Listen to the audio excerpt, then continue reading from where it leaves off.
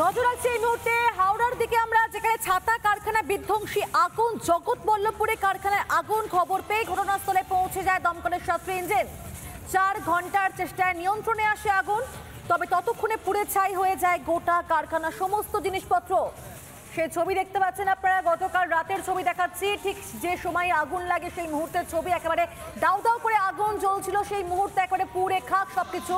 এবং গতকাল রাতের ছবির পর আজকের ছবিটা দেখাচ্ছি, যেখানে কিন্তু আপনারা দেখতে পাচ্ছেন যে সমস্ত কিছু পুড়ে খাক হয়ে গেছে। এটা হচ্ছে একটা ছাতা কারখানা, যেখানে ছাতা তৈরি হতো এবং সেখানে কিন্তু ছাতা তৈরি সামগ্রী যা যা দরকার লাগে প্রত্যেকটা জিনিস পুড়ে খাক হয়ে গেছে, পুড়ে ছাই বলা যায় গোটা কারখানার সমস্ত জিনিসপত্র। গতকাল রাতের অগ্নিকাণ্ডের ছবি দেখতে পাচ্ছেন এবং একই সঙ্গে আজকের সকালের ছবিটাও দেখাচ্ছি আপনাদেরকে, যেখানে পুড়ে ছাই গোটা ছাতা কারখানা, পুড়ে ছাই সমস্ত সামগ্রী, এক প্রকার ধ্বংসস্তূপে পরিণত হয়েছে। কোনো কিছুই কিন্তু সেখান থেকে পাওয়া যাবে না, পুরো সমস্তটাই পুড়ে ছাই হয়ে গেছে। যেভাবে দাউ দাউ করে আগুন জ্বলছে, যেভাবে আগুন লেলিহান শিখা সর্বত্র ছড়িয়ে পড়ে, এবং ছাতা তৈরি কারখানা মানে সেখানে কাপড় এবং অন্যান্য যে সামগ্রীগুলো রয়েছে সেগুলো কিন্তু আগুন আরও বেশি বাড়িয়ে দেওয়ার পক্ষে যথেষ্ট সহায়ক। মানে আগুনটা যে ছড়িয়ে পড়েছিল এই সমস্ত জিনিসপত্রে আগুন লাগার পর সেটা আরও বেশি ভয়ানক চেহারা নিয়েছে, কারণ সবটাই দাহ্য বস্তু, এবং তার ফলেই দেখা যায় কি মুহূর্তের মধ্যে আগুন সর্বত্র একেবারে দাউ দাউ করে ছড়িয়ে পড়ে।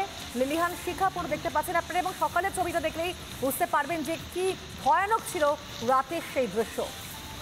হাওড়ার ছাতা কারখানা বিধ্বংসী অগ্নিকাণ্ড, জগৎবল্লভপুরের কারখানা, সেখানে আগুন লেগে যায়।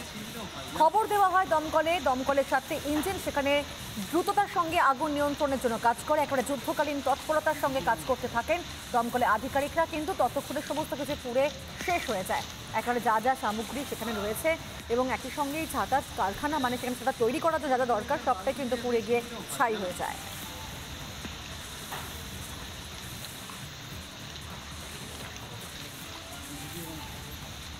নানা ধরনের কন্টেন্ট দেখার জন্য লাইক করুন, শেয়ার করুন আমাদের ফেসবুক পেজ, সাবস্ক্রাইব করুন আমাদের ইউটিউব চ্যানেল। পাশাপাশি অন্যান্য ব্রেকিং নিউজের জন্য অবশ্যই চোখ রাখুন রিপাবলিক বাংলায়।